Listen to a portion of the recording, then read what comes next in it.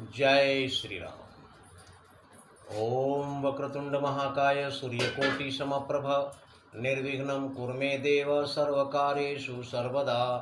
राम कीन चाहि सोई होई, करे अन्यथा अस नहीं कोई। प्रभु श्री राम जिनकी लीला अपरंपार है। समुद्र पर पुल बनाना है और सारे वानर भालुओं को जामवंत जी ने कह दिया।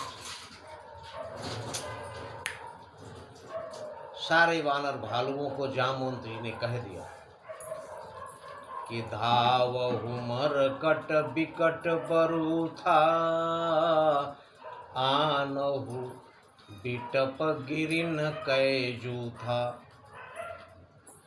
कह रहे हैं कि हे विकट वानरों के समूह, जो शक्तिशाली वानर लोग हैं उनको, उनके समूह को कह रहे हैं कि आप लोग दौड़िए और वृक्ष और पर्वतों के समूह उखाड़ कर लाइए।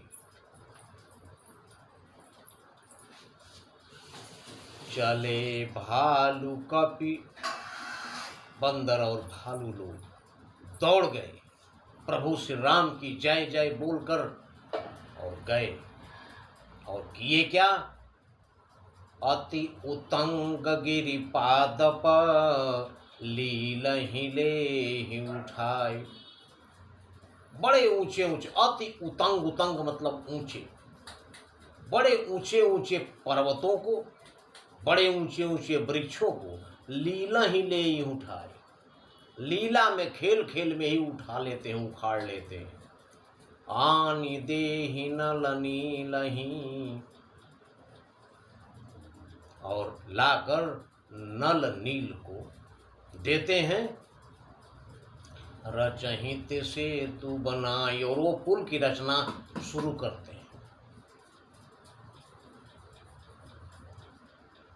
पर्वत पहाड़ समुद्र में फेंकते हैं, समुद्र की लहरों से पर्वत इधर उधर बहने लगते हैं। तब सारे वानर समूह परेशान हैं कि आखिर जब तक पत्थर एकत्रित नहीं होंगे पुल कैसे बनेगा, सेतु कैसे बनेगा। हनुमान जी से कहते हैं, हनुमान जी कहते हैं कि उसका एक ही उपाय है, एक पर्वत पर रा और दूसरे पर म लिख करके दोनों एक साथ फेंकिए, जुड़ जाएंगे। इस प्रकार यही प्रक्रिया शुरू की गई।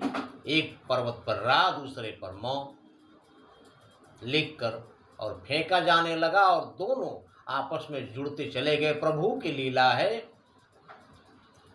श्री रघुबीर प्रतापते, सिंधु तरे पाषाण। प्रभु श्री राम की कृपा से समुद्र पर पत्थर तैर गए। ते मति मंद जी राम तजी भजहि जाई प्रभुवान। वो मूर्ख हैं जो प्रभु श्री राम जैसे प्रभु को छोड़कर दूसरे को भजते हैं। तो पर्वत से बनने लगा सेतु, किंतु हनुमान जी देखे कि इतना लंबा सेतु बनाना है और इस तरह छोटे छोटे पत्थरों पर्वतों से तो सेतु बनाने में बहुत समय लगेगा, इसलिए कुछ तो विशेष करना होगा। और हनुमान जी छलांग लगाए हिमालय की तरफ और पहुंच गए गोवर्धन पर्वत के पास। गोवर्धन पर्वत को प्रणाम किए, बोले पर्वतराज, आपको प्रभु श्री राम के लिए सेतु बनाने में सहायता करनी है। और जाते समय बानर भालुओं से कह दिए कि अगर हमारे वापस आने से पहले सेतु तैयार हो जाता है तो आप लोग इशारा के लिए आसमान में कुछ उछाल दीजिए, जिससे कि हमें पता चल जाएगा दूर से ही कि सेतु तैयार हो गया है और कुछ लाने की आवश्यकता नहीं है। हनुमान जी उधर गए। इधर अति विशाल लाकर अत्यंत विशाल विशाल पर्वत बानर भालू लोग दे रहे हैं। इधर सेतु तैयार होने लगा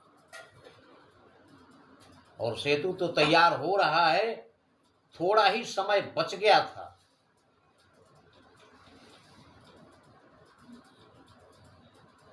और सेतु की रचना शुरू हुई। कब? पौष मास की 10वीं को, कृष्ण पक्ष, पौष मास के कृष्ण पक्ष की 10वीं को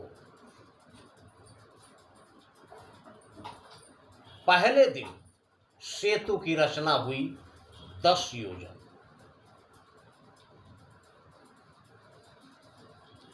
दूसरे दिन सेतु की रचना हुई 20 योजन। तीसरे दिन सेतु की रचना हुई 30 योजन और चौथे दिन सेतु की रचना हुई 40 योजन। और इस प्रकार 4 दिन के अंदर 100 योजन अर्थात 1200 किलोमीटर लंबा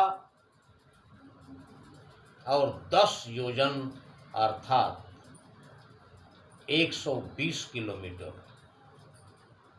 चौड़ा राम सेतु तैयार हो गया।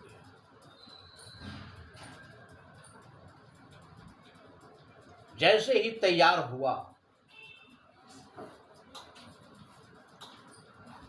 बानर लोग उछल पड़े और आसमान में ऐसे ही पेड़ पौधे उछालने शुरू कर दिए।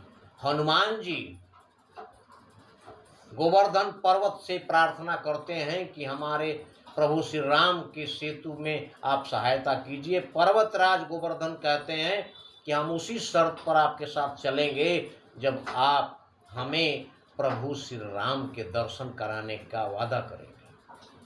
हनुमान जी बोले, ये तो कोई मुश्किल काम नहीं है, मैं तो प्रभु से विनती कर दूंगा, आपको दर्शन हो जाएगा। लेकिन जैसे ही गोवर्धन को लेकर चलते हैं और आते हैं मथुरा वृंदावन, वहां से बानर लोग जो खुशी में उछाल रहे हैं ऊपर, हनुमान जी ने देख लिया और समझ गए कि सेतु तैयार हो गया है। बोले, पर्वतराज अब आपकी आवश्यकता नहीं पड़ेगी, सेतु तैयार हो गया है। गोवर्धन पर्वत ने कहा कि पवन पुत्र, आपने हमसे वादा किया है। हनुमान जी ने बोला, बिल्कुल सत्य है और मैं आपको प्रभु श्री राम का दर्शन द्वापर युग में करा सकता हूँ, कृष्णावतार में, इस अवतार में तो संभव नहीं है। इस वादे के साथ संकट मोचन महाबली हनुमान ने गोवर्धन पर्वत को उतार दिया मथुरा और उसके बाद प्रस्थान किए प्रणाम करके गोवर्धन पर्वत। और इस प्रकार समुद्र पर प्रभु श्री राम की कृपा से राम सेतु तैयार हो गया। आगे की कथा अगले वीडियो में। किंतु प्रभु श्री राम तो प्रभु श्री राम हैं, ध्यान रहे, उनके सिवा और कोई भी नहीं है। नहीं कलि कर्म न भगति विवेकु, राम नाम अवलंबन एकु। जय श्री राम।